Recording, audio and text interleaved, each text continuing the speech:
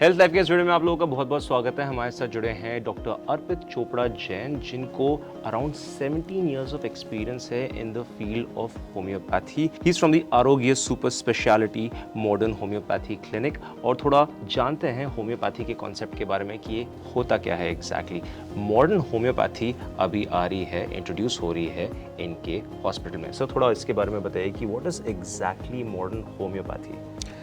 मैं फिर से बताना चाहूँगा कि जिस तरीके से आपने शब्द बताया कि होम्योपैथी एंड मॉडर्न होम्योपैथी, तो होम्योपैथी के बारे में जो आपने सुना होगा कि जर्मनी से ओरिजिनेटेड एक सिस्टम है जो कि इंडिया में हम क्लासिकल होम्योपैथी के नाम से जानते हैं। क्लासिकल होम्योपैथी एक ऐसा सिस्टम जिसमें हम 200 साल पुराना जो डेटा है उसको हम एनालिसिस करते हैं। आज उसको पढ़ के प्रैक्टिस करने के लिए जो सिस्टम बनाया गया है उसमें मूल स्वरूप जो था वो बेसिक कंसेप्ट के हिसाब से बनाया गया था कि 200 साल पहले जो डॉक्टर सैमुअल हनीमन जो होम्योपैथी के ओरिजिनेटर थे, जो फाउंडर थे, उन्होंने जो एलोपैथी से कन्वर्ट होकर होम्योपैथी बनाया था उसको हम क्लासिकल होम्योपैथी के नाम से पढ़ रहे हैं। पर चूँकि मूल स्वरूप ये कहता है कि क्लासिकल होम्योपैथी स्किन का केस है, हेयर का केस है, एक बेसिक प्रोफाइल जो बेसिक बीमारियों पर 4 बूंद 4 गोली 4 बूंद 10 बूंद इस तरीके से एक तरीके से बेसिक ट्रीटमेंट। पर अगर हम बात करें सुपर स्पेशलिटी मॉडर्न होम्योपैथी की, इसकी ज़रूरत क्यों है, तो सबसे पहले दोस्तों मैं आपको वो बताना चाहूँगा कि मैं जिस फैमिली से आया हूँ उसमें 19 एलोपैथिक डॉक्टर्स हैं। तो 19 एलोपैथिक डॉक्टर्स हैं तो इसका मतलब है कि मुझे एलोपैथी का अच्छा खासा नॉलेज है। मेरे घर में आयुर्वेदिक फैक्ट्री है और मैंने होम्योपैथी में पढ़ाई की है। मुझे इतना कुछ समझते हुए अपने परिवार के परिवेश में या फिर मेरे खुद के करियर में जो मैंने पढ़ाई की, उसके हिसाब से ये समझ में आता है कि दुनिया में मेडिकल साइंस में कई 80 से 90% बीमारियाँ ऐसी है जिसमें अभी भी रिसर्च हो रहा है या रिसर्च की संभावना मौजूद है। तो क्यों ना हम कुछ ऐसा करें जो एक ऐसा सिस्टम अडॉप्ट करें जिसमें दुनिया के जितने फेलियर केसेस हैं उस पर काम कर सकें। तो जितने क्रिटिकल लेवल के केसेस होते हैं, चाहे वो स्टेज 4 के कैंसर के केसेस मान लें, अगर हम स्टेज 4 के कैंसर की बात करें तो जिसमें chemotherapy, radiotherapy, target therapy, immunotherapy या एक तरीके से सर्जरी कराने के बावजूद भी लोग फेल हो रहे हैं और उसके बावजूद भी रिकरेंस हो रहा है। कई बार हम चाहकर भी उनकी मदद नहीं कर पा रहे हैं। तो ऐसे केसेस जब होम्योपैथी में अगर कोई अप्रोच करता है तो निश्चित रूप से क्लासिकल होम्योपैथी में उसके बारे में ज़्यादा कुछ जिक्र नहीं किया गया है कि क्रिटिकल केस लास्ट स्टेज में आप कैसे मदद करेंगे, क्योंकि उस समय पेशेंट के पास इतना समय नहीं होता कि आप 4 बूंद 10 बूंद में 20 साल का ट्रीटमेंट दे सकें। तो निश्चित रूप से 20 साल उस पेशेंट के पास होता नहीं है। तो अब आपको ये सोचना है कि 20 साल का ट्रीटमेंट अगर हम नहीं दे सकेंगे तो 20 साल का ट्रीटमेंट हम 20 दिन में कैसे कवर करें। तो ये कंसेप्ट लाने के लिए कुछ चेंज करने की ज़रूरत थी।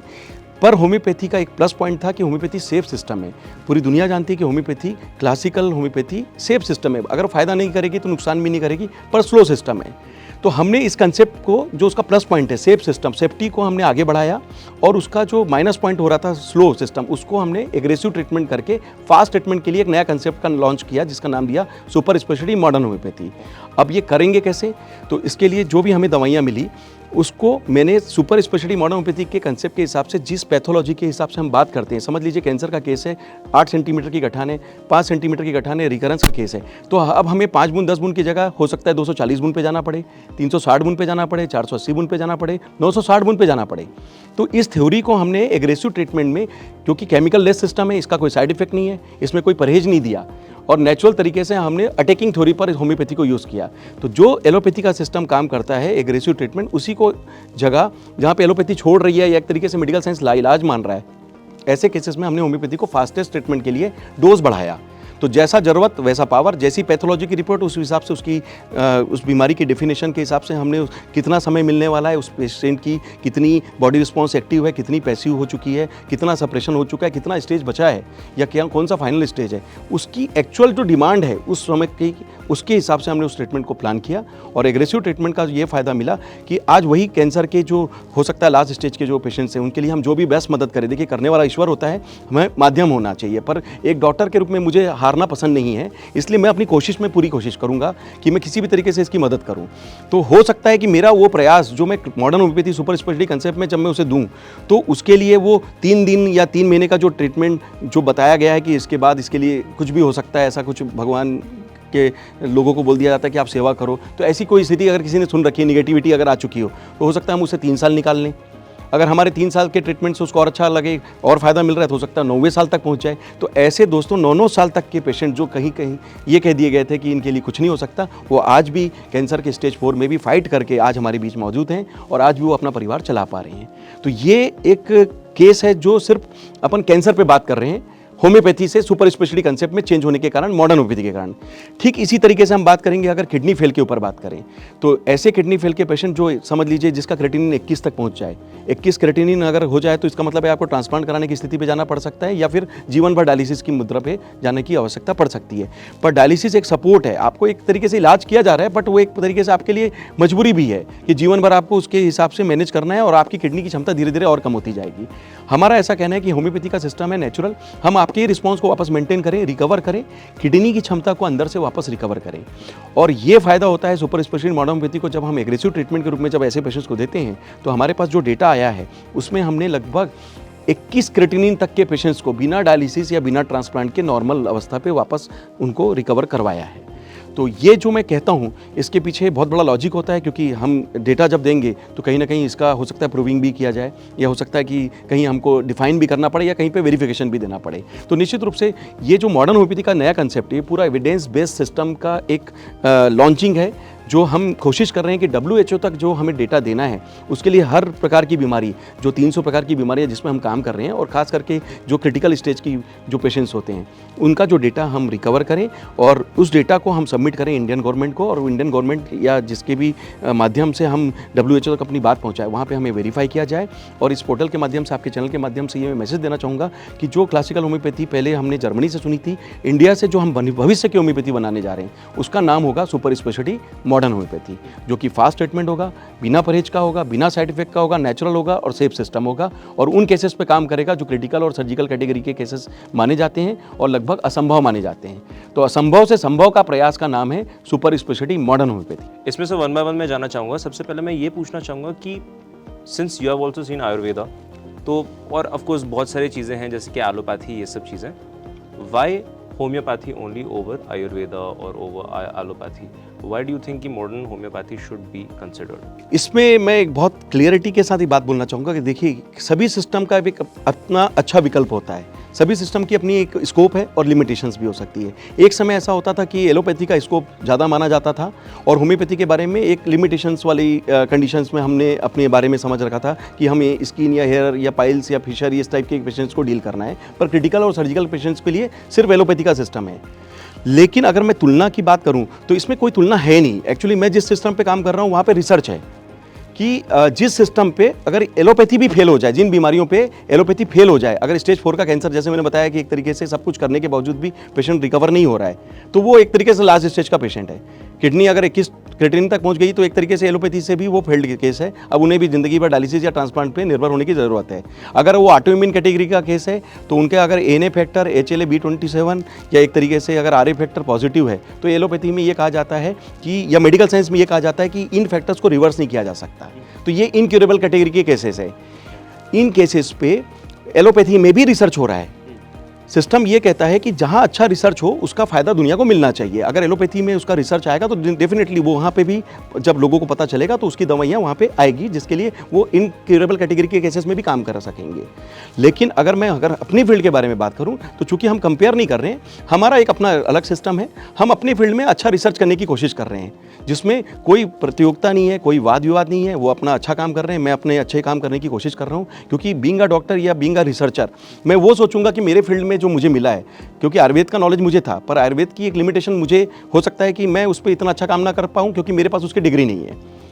और एलोपैथी में मेरे घर में 19 डॉक्टर हैं पर मेरे पास उसकी डिग्री भी नहीं है, पर जो डिग्री मेरे पास है वो है होम्योपैथी की। अगर मैं इस पे अच्छा काम करता हूँ तो क्यों ना मैं ये रिसर्च, जो एक तरीके से क्लिनिकल रिसर्च कह सकते हैं, कि research and evidence based system का जो प्रिपरेशन है मैं अपनी फील्ड में करूँ। तो इसके लिए मैंने अपने आप को तैयार किया कि मैं वो करूँगा जो अभी तक लिखा नहीं गया है, या एक तरीके से कुछ नया लाने की ज़रूरत है, जो आज के कंडीशंस में या आज के इन्वायरमेंट में मेडिकल साइंस को आवश्यकता है कि इस तरीके के फील्ड केसेस पे रिसर्च करके कुछ नया लाने की। तो ये जो सिस्टम हमने डेवलप किया है, इसका किसी से कोई कंपटीशन नहीं है। हम वहाँ काम कर रहे हैं, जब सब छोड़ रहे हैं तो निश्चित रूप से हो सकता है कि जब हम उस पेशेंट को खड़ा करते हैं, जिस तरीके से मैंने बताया कि हमने करीब 3000 से ज़्यादा पेशेंट्स का डेटा जो अभी ऑनलाइन अपने चैनल, मेरे यूट्यूब का चैनल है, आप उसमें जाकर जब देख सकते हैं, मेरे वेबसाइट पर उन पेशेंट की pre and post treatment reports with patients feedback, आप उसमें जाकर जब देखेंगे तो निश्चित रूप से ये वही पेशेंट है जिन्हें एक तरीके से ये बोल दिया गया था कि ये किसी भी हालत में ठीक नहीं हो सकते। अगर वो पेशेंट ठीक हो रहे हैं तो आज उनका घर चल रहा है, उनका परिवार चल रहा है, वो भी किसी न किसी फील्ड के डॉक्टर माने जा सकते हैं कि आज मैं किसी पेशेंट को समाज में खड़ा करने के लिए अगर उसको वापस अपने सिस्टम से, अपने हाथ की शिफा से या मॉडर्न होम्योपैथी का नया कंसेप्ट जो भी उसके हिसाब से वो समझना चाहे, अगर उसको हम खड़ा कर सकें तो वो आज अपने परिवार को चलाने में फिर से सामर्थ्य वापस ला पाता है। तो किसी का घर चलाना, मेरे ख्याल से इससे ज़्यादा बड़ा काम कुछ नहीं हो सकता कि ईश्वर ने इतना शिफा दिया है कि असंभव केसेस को संभव करने का जो हमारा प्रयास है उसमें हम सफल हो सके। और उसके कारण आज हमारा जो 3000 पेशेंट का डेटा है वो एक तरीके से किसी वरदान से कम नहीं है कि कोई नेगेटिव पेशेंट आता है, होपलेस पेशेंट आता है तो हम कह सकते हैं या वो देख सकता है कि इस तरीके के काफ़ी पेशेंट पहले भी रिकवर हो चुके हैं। तो ये हमारा बूस्टअप है कि जिसके लिए लोग हमें अप्रोच करते हैं, और ये हमारा कॉन्फिडेंस भी है कि जो पेशेंट हमें पुराने जो हमें सिखा के गए, हमारे रिसर्च में हो सकता है कि अगला पेशेंट हमारे लिए और एक कड़ी जोड़ने जा रहा है कि हम इसके लिए और क्या अच्छा करने वाले हैं। तो कुल मिलाकर हमारा जो नीड है कि हम मेडिकल साइंस में कुछ ऐसा कंसेप्ट ले आएँ जो ईजी हो, जिसमें कोई परहेज ना हो, कोई गर्म दवाई ना हो, कोई साइड इफेक्ट ना हो, और सेफ सिस्टम हो और फास्ट सिस्टम हो, और उस वक्त काम करे जब सबने हाथ खड़े कर दिया तो भी आपके लिए एग्रेसिव सिस्टम हो और मदद करने वाला सिस्टम हो। तो ये कंसेप्ट जो था एज ए पेशेंट जब वो सोचता है हमसे, तो बीइंग अ डॉक्टर मेरे को उसकी जगह अपने आप को रखना पड़ता है कि वो मुझसे क्या उम्मीद कर रहा होगा इस समय। तो यही जो उम्मीद है, जो पेशेंट हमें सिखाता है, वही हमें सब कुछ करना होता है। जब मैं क्लासिकल होम्योपैथी का 10 बूंद देता था तो पेशेंट मुझसे बोलता था कि सर ये पेशेंट सर मैं कितनी जल्दी ठीक होऊंगा, मेरा ये बीमारी है, आप थोड़ा जल्दी कीजिए। अब क्लासिकल होम्योपैथी में अगर मैं 10 बूंद करके अगर 20 साल निकाल देता हूँ तो पहले ही पेशेंट 20 साल बाद हमारे पास आया है। अगर मैं उसको 20 साल अलग से अपनी होम्योपैथी से खींचूंगा तो मेरे ख्याल से वो उसके लिए जस्टिफिकेशन नहीं होता है। तो मुझे उसने ये सिखाया कि सर आप मेरे लिए कुछ अच्छा करें, तो चूँकि लिखा नहीं है तो मैं मेरे हिसाब से कुछ नया करने के लिए मजबूर होता हूँ। तब मेरे दिमाग में एक रिसर्च आता है कि क्यों ना हम अपनी फील्ड को एग्रेसिव ट्रीटमेंट के रूप में लॉन्च करें, और हमने डोज बढ़ाना चालू किया। और वो इसी पेशेंट ने जब 10 बूंद से 30 बूंद पे आए, सर और कितना फास्ट हो सकता है, मैं 60 बूंद पे गया, सर और कितना फास्ट हो सकता है, मैं 120 बूंद पे गया। मुझे रिजल्ट दिखे, मुझे उन केसेस में रिजल्ट दिखने लगे जिसमें होम्योपैथी में बारे में लिखा है कि इसमें इस केस का कोई निराकरण ही नहीं है, तो हमें लिमिटेशंस ऑफ होम्योपैथी पढ़ाई जाती है। तो उसमें बहुत सारे केसेस हैं जो इनक्योरेबल और एक तरीके से कि कह सकते हैं कि इसमें होम्योपैथी का ज़्यादा स्कोप नहीं है। लेकिन जब वही केसेस 120 बूंद में ठीक होने लगे तो एक जो अलग कॉन्फिडेंस मुझे आया, उसका फल है कि आज हम 960 बूंद तक की प्रैक्टिस करने के लिए, काम करने के लिए सोच सकते हैं। इवन कोमा का पेशेंट,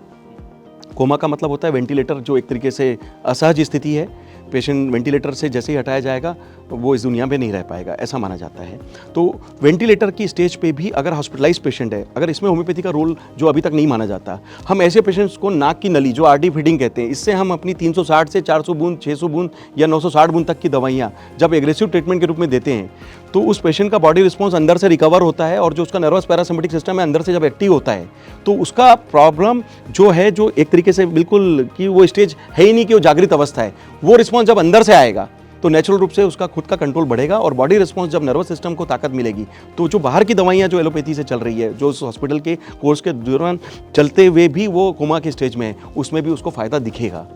और ऐसे काफ़ी पेशेंट्स कोमा से रिकवर करके जो आज बाहर आए, आज भी वो अपना सामान्य जीवन जी पा रहे हैं, और मेरे ख्याल से वो उनके लिए पूरी तरीके से दूसरा जीवन माना जा सकता है। तो चाहे एलोपैथी की मदद के साथ हम super speciality modern homeopathy concept add करें या प्योर मॉडर्न होम्योपैथी का कंसेप्ट दें, लेकिन मेरा ये एक भावना होती है कि हम किसी भी तरीके से पेशेंट्स की मदद करें, जो बेस्ट उस पेशेंट के लिए मेडिकल साइंस में लिखा है उसको प्राप्त होने का हक है।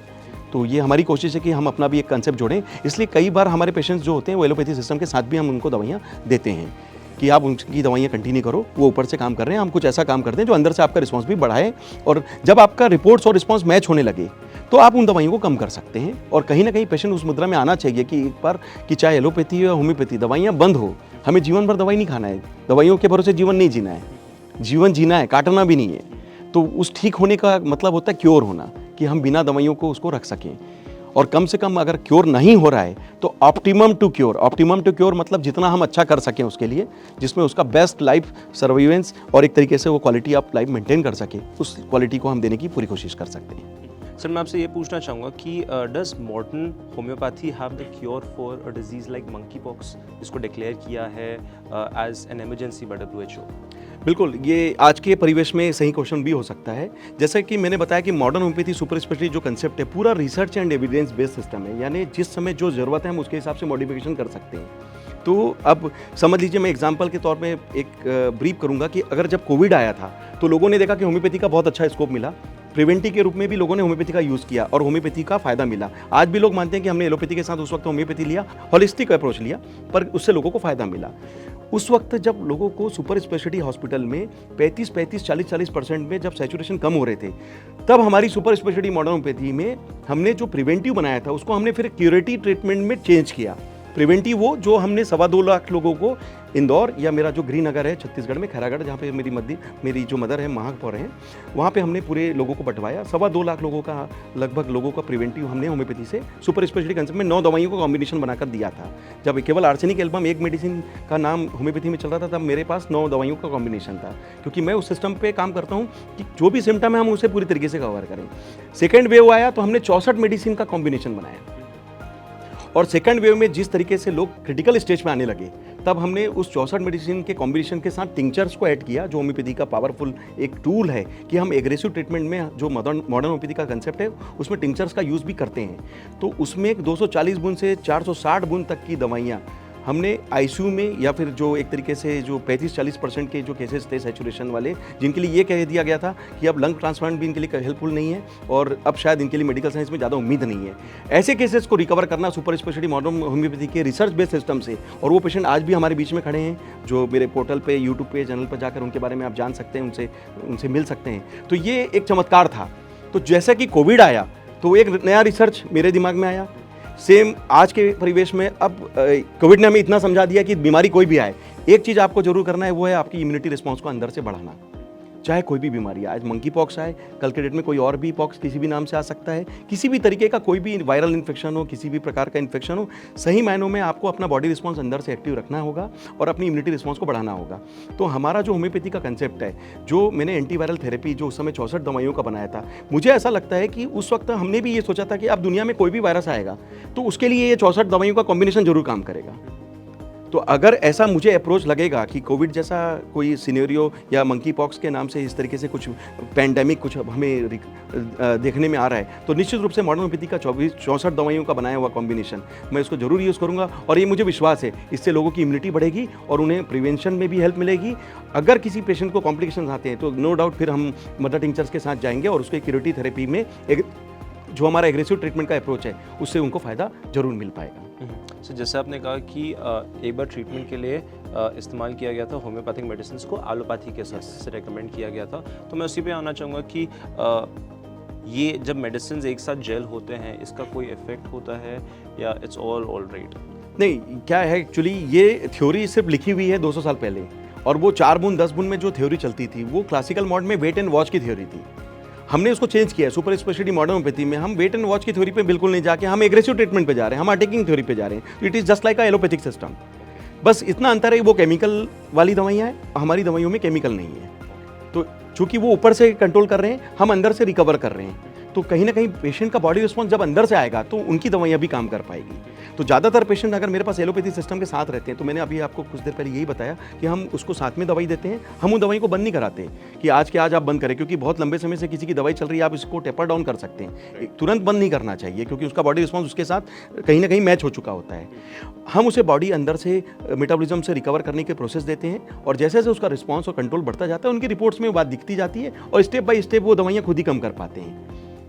अगर मैं बात करूं लाइफ स्टाइल प्रॉब्लम के लिए, diabetes, blood pressure, thyroid, cholesterol, मिर्गी, माइग्रेन, इसके लिए लोग जीवन भर दवाई खाने के लिए मजबूर हैं। अगर जीवन भर कोई दवाई खा रहा है, मतलब लाइफ स्टाइल प्रॉब्लम, यानी आप दवा के साथ ही चलेंगे। मैं कह रहा हूं कि अगर आप लंबे समय से खा रहे हैं तो आप हमारे सिस्टम का बैकअप लीजिए, स्टेप बाय स्टेप उन दवाइयों को कम करिए और आपके रिपोर्ट्स को मैच कीजिए। मेरे पोर्टल पे जब आप यूट्यूब के चैनल पे जाएंगे तो इसमें इस तरीके की लाइफ स्टाइल प्रॉब्लम के लिए काफ़ी लोगों के ऐसे आपको फीडबैक मिलेंगे या रिपोर्ट्स मिलेंगे, जिसमें आप कह सकते हैं वो बिना दवाई के आप अपना स्वस्थ जीवन जी पा रहे हैं, और बिना टेंशन के, बिना दवाई के अपना कह सकते हैं कि जीवन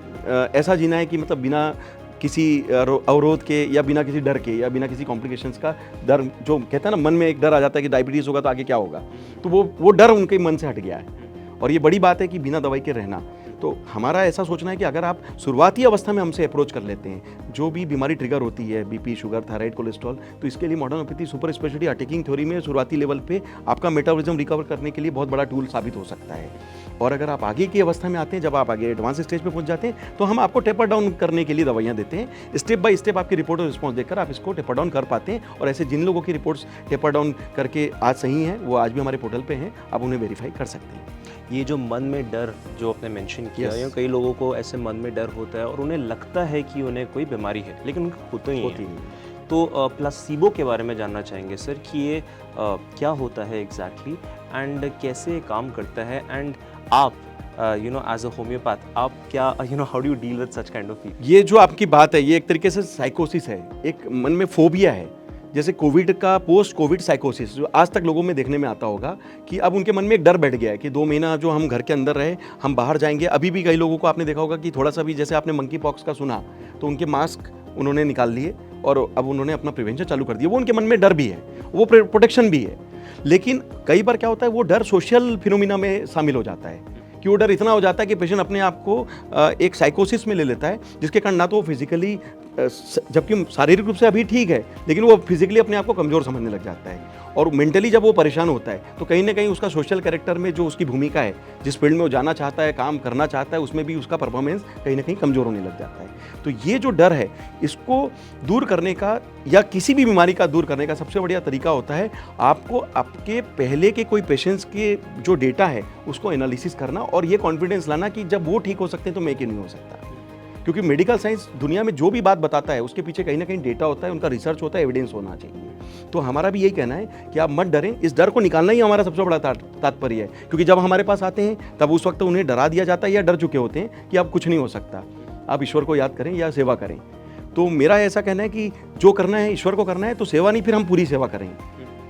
हमारा प्रयास पूरा करें, जो आपके लिए बेस्ट हो सकता है हम देंगे। आप डरे बिना आप इस ट्रीटमेंट का फायदा लीजिए। और आपके कॉन्फिडेंस के लिए, चूंकि हमारे वेबसाइट पे चैनल पे 3000 से ज़्यादा पेशेंट का डेटा लाइव है, तो कहीं ना कहीं वो लोग आपके लिए जो बता के गए या उनका रिपोर्ट जो आपके लिए हो सकता है, एक अनुकरणा हो सकता है, एक प्रेरणा हो सकती है, आपको एक होप भी हो सकती है। तो कहीं ना कहीं वो उनका जो कॉन्फिडेंस बूस्ट अप होता है कि जब हम किसी पेशेंट को ऐसा कह दें सुनने में कि आपके लिए ये 5 दिन निकालना बहुत मुश्किल है, और हम अपनी दवाइयों से उसको 6वां दिन जब दिखा देते हैं तो उसके मन में कॉन्फिडेंस आता है। फिर हम उससे 6 महीना निकाल देते हैं तो वो एक और कॉन्फिडेंस आता है, और फिर जब वो 6 साल तक पहुंच जाता है तो वो काफ़ी कॉन्फिडेंट हो चुका होता है। तो ये डर स्टेप बाय स्टेप हम निकालने के लिए, उसका जो कॉन्फिडेंस गेन करने के लिए अपनी दवाइयों से जो बॉडी रिस्पॉन्स से बढ़ाते हैं, और कहीं ना कहीं उसकी साइकोलॉजिकल जो डीलिंग है उसको हम अपने चैनल या वेबसाइट के थ्रू हमारे जो पुराने पेशेंट्स के जो फीडबैक हैं वो हम बोलते हैं कि उसको जाकर देखें, और आपको इस तरीके के पेशेंट्स का जो फीडबैक है कहीं ना कहीं प्रेरणा देगा कि आपको डरने की ज़रूरत नहीं है। और रिसर्च नाम का एक शब्द जो दुनिया में अभी चल रहा है, उसमें सुपर स्पेशलिटी मॉडर्न होम्योपैथी, जो होम्योपैथी का एक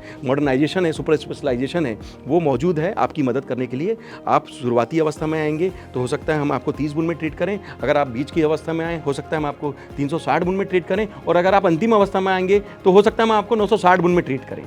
पर आपको डरने की ज़रूरत नहीं है। तो ये जो कॉन्फिडेंस है, चूँकि डॉक्टर का कॉन्फिडेंस भी बहुत कुछ मैटर करता है, हो सकता है मेरे बोलने में या मेरे प्रयास में उसको जो सच्चाई दिखती हो वो उसके लिए भी एक कॉन्फिडेंस बनता है। तो निश्चित रूप से मुझे अपने पर बहुत विश्वास है कि मैं कोशिश करूंगा कि मैं अपना बेस्ट दूंगा, और कहीं ना कहीं जब मुझे डर नहीं है उसे ठीक करने में, तो उसे डरने की ज़रूरत नहीं है, ऐसा मेरा भी विश्वास है। सर, ये जो आप बूंदों की बात कर रहे हैं, इसमें मैं ये पूछना चाहूँगा कि मेडिसिन्स मॉडर्न होम्योपैथी में they are in liquid form और are they in tablet form? 5 प्रकार के स्केल हो सकते हैं, जो खास करके मैं सबसे ज़्यादा यूज़ करता हूँ लिक्विड फॉर्म में टिंक्चर्स को यूज़ करता हूँ। जो होम्योपैथी की मदर टिंक्चर्स हैं वो फ्लूइड फॉर्म में रहती हैं, पर चूँकि वो 0 पावर की मेडिसिन है, पर हमारी थ्योरी में लिखा है 5 बूंद, 10 बूंद, 20 बूंद एंड हायर। अब हायर का डेफिनेशन 200 साल पहले किसी ने डिफाइन नहीं किया कि हायर का मतलब क्या, पर जब मैं थ्योरी पढ़ता हूँ 4 बूंद, 10 बूंद एंड हायर, तो मेरे दिमाग में आएगा 4 बूंद, 10 बूंद एंड हायर, इसका मतलब हायर मतलब 20 बूंद, 30 बूंद, इससे ज़्यादा मैं नहीं सोच पाऊंगा। और यही हो रहा है, जो वर्ल्ड वाइड होम्योपैथी चल रही है उसका स्लो होने का मेन रीज़न है कि वो 20 या 30 बूंद से ऊपर जा नहीं पा रहे हैं। लेकिन जब हम हायर डोज पे जाने की सोचते हैं, तो मैंने आपको जिस तरीके से बताया कि जैसा पैथोलॉजी की रिपोर्ट डिमांड करती है, हमें उस हिसाब से सिलेक्शन करना पड़ेगा।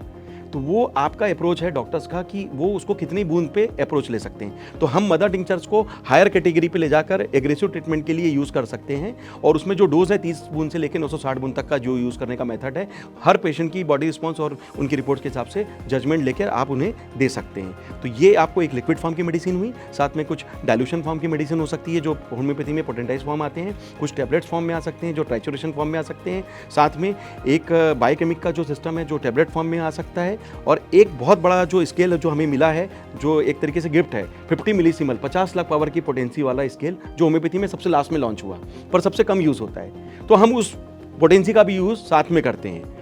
अगर मैं बात करूं किसी पेशेंट को ट्रीट करने के लिए, अगर मैं किसी पेशेंट को इतने कॉम्प्लिकेशन के साथ अगर एक पेशेंट को एक मेडिसिन से ट्रीट करने की सोचूंगा, तो क्लासिकल होम्योपैथी के हिसाब से हो सकता है मैं उसका ट्रीटमेंट पैथोलॉजिकल केस में या क्रिटिकल या लास्ट स्टेज या इनक्योरेबल कैटेगरी के केसेस में ना कर पाऊँ। पर अगर मैं इन पाँचों स्केल को कॉम्बिनेशन बना दूँ तो एक तरीके से एक नई थ्योरी इजाज़त लेती है जिसका नाम है सुपर स्पेशलिटी मॉडर्न होम्योपैथी। इसमें हम समझ लीजिए ये एक पेन है तो ये मेरा मॉडर्न होम्योपैथी एक तरीके से हथौड़ा है कि हम अटैकिंग थ्योरी पे जाएंगे और पांचों स्किल से उस पेशेंट को होम्योपैथी का फायदा देंगे। क्योंकि मैं एलोपैथी का डॉक्टर नहीं हूँ तो मैं एलोपैथी का सिस्टम यूज़ नहीं करूँगा, लेकिन मेरी होम्योपैथी में जो मेरा बेस्ट पावर है वो मैं उस पेशेंट को उसकी जान बचाने के लिए, उसकी सर्जरी बचाने के लिए, ब्रेन में ट्यूमर है 8 सेंटीमीटर 5 सेंटीमीटर मैं उसे डिजोल्व करने के लिए यूज़ करूँगा, बच्चेदानी में गठान है 8 सेंटीमीटर मैं उसे डिजोल्व कराने के लिए यूज़ करूँगा, छाती में गठान है मैं उसे डिजोल्व करने के लिए यूज़ करूँगा, गॉल ब्लैडर का स्टोन है मैं उसे डिजोल्व करने के लिए यूज़ करूँगा। इन सभी कंडीशन में सर्जरी बचाई जाए तो बिना काटे बिना चीर फाड़ के अगर कहीं सर्जरी बचा दिया जाए तो शायद उस पेशेंट के लिए भी साइकोलॉजिकल एक इम्पैक्ट होता है और कहीं ना कहीं मेडिकल साइंस के लिए किसी चमत्कार से कम साबित नहीं होता है। सर कभी आपका ऐसा डिबेट होता है कि आयुर्वेदिक में क्योंकि ये लोग जड़ से बीमारी का इलाज करते हैं तो उसमें समय लगता है, लेकिन आपके केस में जैसे आप बोल रहे हो कि एग्रेसिवली उसे ट्रीट करते हैं तो उसका रिजल्ट भी जल्दी आता है and it's basically like something that can quickly fix things. तो क्या आप कहना चाहेंगे सर इस डिबेट के बारे में? इसमें कोई डिबेट नहीं है, मैंने आपको बताया सब रिसर्च का एविडेंस बेस्ड सिस्टम से जो हमने डेटा दिया है वो सब लाइव है। तो एलोपैथी सिस्टम एक अच्छा सिस्टम है, फास्टेस्ट सिस्टम है, लेकिन उसकी भी कहीं ना कहीं केमिकल साइड इफेक्ट होने के जो लोगों का डर रहता है और इतना देने के बावजूद भी अगर पेशेंट छोड़ दिया जाए तो आयुर्वेद में मूव कर सकता है। पर आयुर्वेद में जितनी थ्योरी है उनके पास लिखी है वो भी जैसा आपने बताया कि स्लो सिस्टम है, तो हो सकता है उतना समय उस पेशेंट को ना मिले। फिर वो पेशेंट होम्योपैथी में जब आने की सोचेगा तो उसको भी यही पता चलेगा कि यहाँ पर भी स्लो सिस्टम है, तो उसको भी इतना समय यहाँ भी नहीं मिलेगा। तो यहाँ पर पूरा कंसेप्ट चेंज हो जाता है कि कुछ ऐसा आया जाए या लाया जाए या ऐसा किया जाए जो भले नहीं लिखा हो पर इस पेशेंट के लिए इस एप्रोप्रिएट जो फिनोमिना को ठीक करने के लिए जो अभी की बेस्ट थ्योरी हो सकती है वो उसे मिलना चाहिए। तो उसी कंसेप्ट को मैंने मॉडर्न होम्योपैथी सुपर स्पेशलिटी जो बनाया है, इसलिए इसका कोई कंपटीशन नहीं है, कोई ऐसा मैचिंग नहीं है कि हम इस पर कोई डिबेट करें। हम ये कह रहे हैं कि जहाँ पर मेडिकल साइंस की रिसर्च की संभावना है उसमें हम काम करेंगे और हमारा ये डेटा रिसर्च एविडेंस बेस्ड बनकर ही WHO को सबमिट होने के लिए जो हमारा प्रयास है वो पूरा इसी लेवल पे जा रहा है कि दुनिया की मदद कैसे किया जा सके। अगर मस्कुलर डिस्ट्रॉफी एक छोटा सा टॉपिक है, आपके चैनल के माध्यम से मैं डिस्कस भी करूँगा।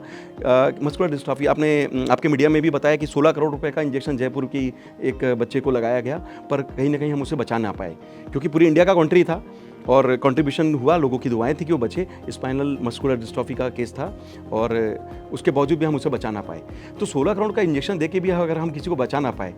ऑटोइम्यून कैटेगरी का केस है, ऐसे केसेस में सुपर स्पेशलिटी मॉडर्न होम्योपैथी जो आपके खुद के बॉडी रिस्पॉन्स को अंदर से मेंटेन कर रहा है, इम्यूनिटी रिस्पॉन्स को रेगुलेट कर रहा है, हमारी कुछ हज़ार की दवाइयाँ अगर उसके लिए मदद करती है और ऐसे काफ़ी सारे पेशेंट्स को डेटा जो मेरे पास है जिनका CPK 65,000 तक पहुँच जाता है और हम उन्हें नॉर्मली या कंट्रोल कर रहे हैं, तो एक तरीके से वो किसी चमत्कार से कम नहीं है। तो रिसर्च के लिए कोई परिभाषा नहीं है, कोई सिस्टम नहीं है। लोग कहते हैं मैं छू के आपको ठीक कर देता हूँ, तो वो भी हो सकता है उसके लिए चमत्कार हो, पर चूंकि मेरे पास ऐसी कोई थ्योरी नहीं छूने वाली, मेरे पास एक बनाया हुआ विधिवत सिस्टम है जिसका नाम है सुपर स्पेशलिटी मॉडर्न होम्योपैथी और पूरा साइंटिफिक सिस्टम है, इसलिए एविडेंस बेस्ड सिस्टम का फायदा दुनिया को मिलेगा और WHO को देने के लिए हमारा डेटा पर्याप्त अवस्था में तैयार हो चुका है। 20 साल की मेरी मेहनत है जो कहीं ना कहीं मुझे लगता है कि आगे जैसे जैसे मैं आगे बढ़ूंगा या जिस तरीके से मैं मेहनत कर रहा हूँ ये डेटा बढ़ता जाएगा और जिस लेवल पे भी हम बात करना चाह रहे हैं उसमें भारत से ये सुपर स्पेशलिटी का डेटा जब सबमिट होगा तो भविष्य में जो होम्योपैथी जो जर्मनी से बनी हुई होम्योपैथी है उसको भारतीय सुपर स्पेशलिटी मॉडर्न होम्योपैथी के नाम से इंडिया से जानी जाएगी। सर जैसे आपने WHO के बारे में मेंशन किया तो मैं फ्यूचर के बारे में पूछना चाहूँगा आपसे about super speciality modern homeopathy इसके बारे में कि और क्या क्या चीज़ें हैं जो आप करने वाले हैं, कोई डिजीज़ जिसको आप बैटल करने वाले हैं एंड क्या क्या नए इन्वेंशंस ऐसे जिसको आप that you are looking forward to. करीब 300 प्रकार की बीमारियों पर हम लोग काम कर रहे हैं, तो लगभग सभी सिस्टम के फेल केसेस पे हमारे पास डेटा है, लगभग सभी सिस्टम के। आप मेरे चैनल पर जाएंगे तो लगभग हर सिस्टम के पास आपका जिस भी सिस्टम के नाम से जो भी आप बीमारी का नाम डालेंगे आपको कुछ ना कुछ डेटा जरूर मिलेगा। तो ये एक कॉमन और एक यूनिवर्सल ग्लोबल अप्रोच है कि हम हर बीमारी पर काम करें और हर बीमारी पर एक रिसर्च एंगल से काम करें। तो निश्चित रूप से उन बीमारियों पर जिसमें मेडिकल साइंस फेल है या 70% 80% बीमारियां जो अभी भी रिसर्च के दौर पे हैं, खास करके उसमें सबसे ज़्यादा बड़ा जो फेलियर केस माना जाता है मेडिकल साइंस में ऑटोइम्यून कैटेगरी का केस। ऑटोइम्यून कैटेगरी मतलब जिसमें मैंने अभी थोड़ी देर पहले बताया कि अगर आपके बॉडी में ऑटोइम्यून कंडीशन है तो आपकी बॉडी ही आपके अगेंस्ट काम कर रही है, आपकी इम्यूनिटी रिस्पॉन्स पहचान नहीं पा रही क्या सही है क्या गलत है, जो भी मेडिसिन आप खाएंगे वो भी रजिस्ट हो जाएगी। तो इसका मतलब है उस पेशेंट को ठीक कैसे करेंगे आप? ज़िंदगी भर स्टेरॉइड या इम्यूनोसप्रेशन लेके आप इस पेशेंट को कंट्रोल कर सकते हैं एलोपैथी के हिसाब से, तो होम्योपैथी के हिसाब से उसमें कोई स्कोप नहीं है। पर अगर हम सुपर स्पेशलिस्ट मॉडर्न होम्योपैथी में जब वहाँ एग्रेसिव अप्रोच पे हम जाते हैं, तो हमारा कहना है कि आप बीमारी को कंट्रोल मत करो, आप बीमारी पर अटैक करो। जीतना हमें है, बीमारी को नहीं जीतना है। तो हमें उस बीमारी पर अटैक करने के लिए अपना जो मदर टिंचर का डोज है हमने बढ़ाया और इसकी इम्यूनिटी रिस्पांस को रेगुलेट किया। और जब पेशेंट की खुद की इम्यूनिटी रिस्पांस जब रेगुलेट होती है, तो कहीं ना कहीं उसकी जो अब रिपोर्ट्स आती है कि एनए फैक्टर जो 3+ है, 4+ है, 2+ है, मॉडरेट सीवियर पॉजिटिव है, वो कहीं ना कहीं नॉर्मल होने लगे, निगेटिव होने लगे।